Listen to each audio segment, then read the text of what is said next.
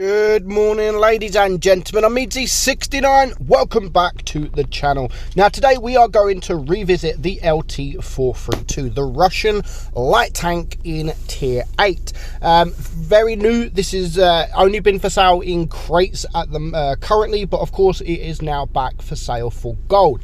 And this is why we're going to revisit the tank and talk about is it worth it? Is it worth the gold price? Now, it's very low. It's basically a pancake tank. It has literally just been squashed. It's like an Object 140 that's just been squashed basically and put down to Tier 8.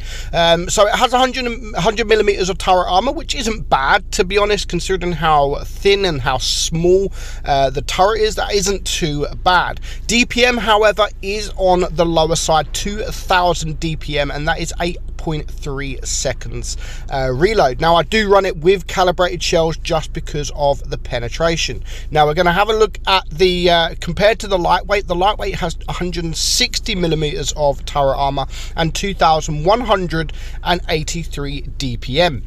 Penetration 184 against 247. So 184, 247. You can see basically the penetration is exactly the same as the T54 lightweight.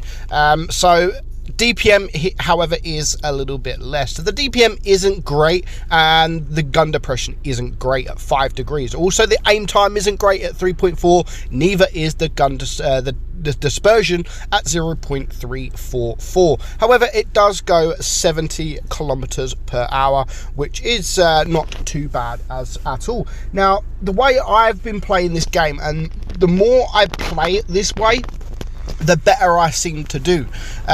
The whole idea of a light tank is basically to spot the enemy team, and then you can pretty much decide what you do and where you go from there.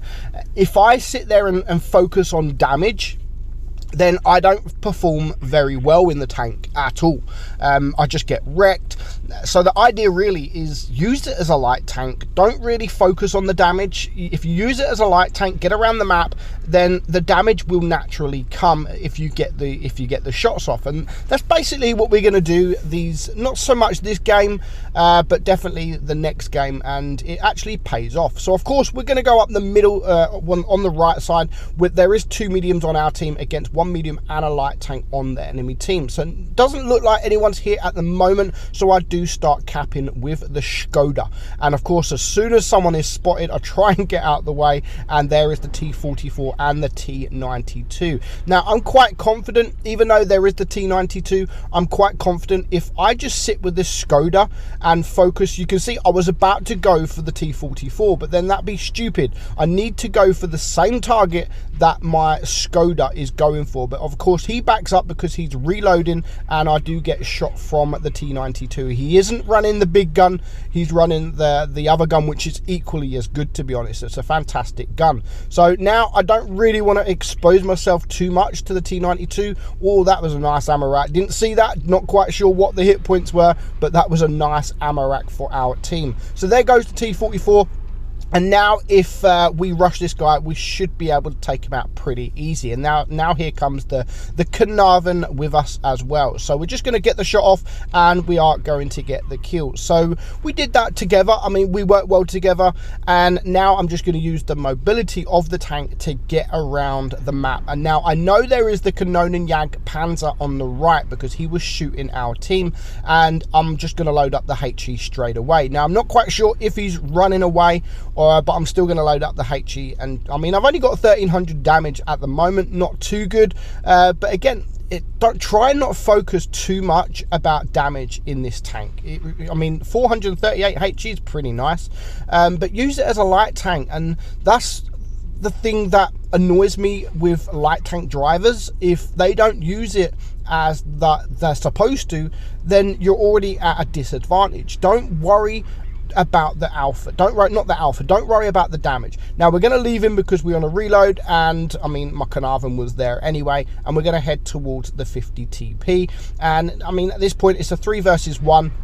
I can easily take a shot from this 50 TP, but we got 2 caps, not too bothered. And you can see I'm just trying to take his attention, and he is looking at me. We're just going to get the shot, and we're going to back up, and we get a nice roll there, 300 roll. And of course he is going to get the shot at me, but at this time point in the game, it's pretty much game over. We leave him on 18 hit points, which is not bad. It's not too bad, but unfortunately we don't manage to get the kill. So not bad at all. 3,300 damage. We get a first class, 92,000 credits earned as well. And you can see we didn't really play for the damage. I mean, we got the HE. We only got that damage because we managed to get the HE on the Kanonen Jagdpanzer, and that HE really pumped our damage up. But you're going to see this game here again. We're going to Naval Frontier. We're going to go to the middle spot, and we're going to try and use it as a light tank to see where the tanks are going and to help my team out into deciding where they want to go, whether they want to go left or whether they want to go right, or whether they want to even go to the middle here. So straight away you can see we've spotted 2 tanks. Now the penetration, as I said, isn't great, but that was just a troll bounce there on the E75. Now I do have to apologize if you do hear any background noise. I am sorry. I'm literally parked in a lay-by waiting for my daughter to come out from her friends, so you might hear some cars going past, so I do apologize if that is the case. So again, I've now spotted most of the enemy team, so I can just sit on base C unchallenged, really. We know that the Scorpion is there. We're going to get a nice shot into him, and we know that the Progetto and now the Jag Tiger is up on this side. So I don't really want to go and help my Lorraine, because if I do that, I will probably get wrecked. I'm more scared of that Jag Tiger, to be honest. The penetration, the DPM, and the armor. So what I thought I would do is use my mobility to get around the tanks, to get around the map. Now I know that there is a Scorpion G here, so I was planning on attacking him. I didn't really plan on seeing the SU-101 there, so I'm just going to go straight past him. I've just seen that the Scorpion has already shot his gun, so I'm going to go back, but he does get a shot on me, and now we can just sort of, the SU-101 is not looking, so we can just farm this guy. Unfortunately, we do stupidly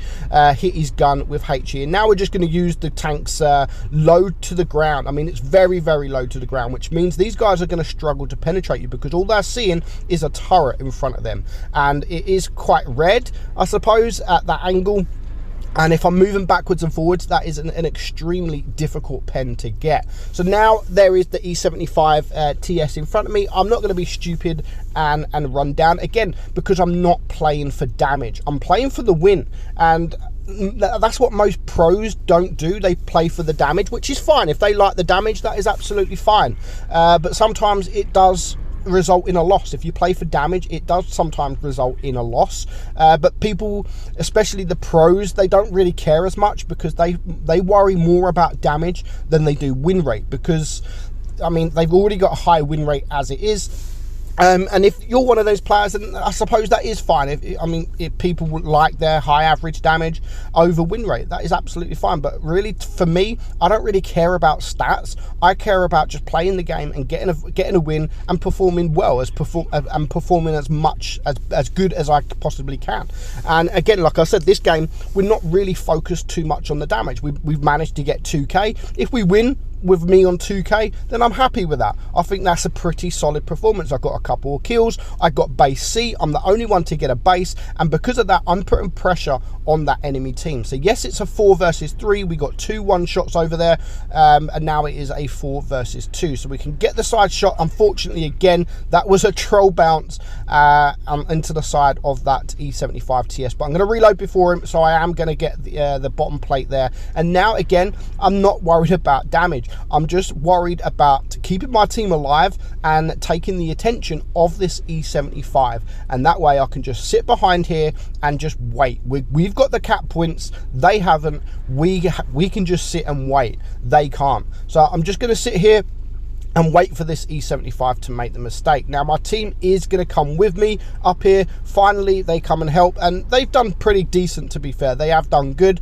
but again, if you use this tank as a damage farmer, then you're not going to perform very well, because it hasn't got the DPM, hasn't got the penetration. It is a light tank that should be used as a light tank. Now I do get away with that there, but again, when you pick the right time, and now I can use it, use the mobility mobility of the tank, get around, and we are going to take out the E75. And the tank destroyer up there is just one tank left, but unfortunately he is now capping base C. But because I wasn't watching, I wasn't quite sure on how many hit points he's got. So I don't know if he's a one shot, I don't know if he's full hit points, but what I do know is he's capping base C, which means our cap points will have stopped and theirs is going to start going up. So my main thing now is just to spot him. I don't really want to go and risk going for him, so I'm just going to take his attention, and now my heavy tank will be able to go. I can see he's coming around by the B, he's coming around sort of the left side, so I'm going to go the right side. I'm going to be, you know, one each side. There's no point me going to the left side, and it pays off, and we managed to get the win. So you got, guys, don't play this as a damage farmer. Don't play it to try and farm damage. Play it as a light tank. Spot the team and the damage will naturally come. And you can see a very, very easy tank to ace, and we still managed to pick up 3k. Both of them games we didn't play for damage. Of course, if you can get the damage, yeah, get the damage, but don't risk yourself to get that damage. And that, as I've said, we got 3.5k the first game, thanks to that HE, and we managed to get 3k that game. And those are two games where we're playing for the win rather than the damage, and the damage just naturally come. So overall, what is the tank like? Now, I'm not a lover of this tank, to be honest. It's not bad. It can do the job, and I think more of it now playing it this time around than I did before. I absolutely hated it the first time around, but now I've played it more. I am beginning to like it a little bit, but the price that it's at, sort of 12.5k gold, or if you want to get it full equipped, etc., that it will cost you 15k gold, I still don't think that is a decent price. I still don't think that's worth it for this tank.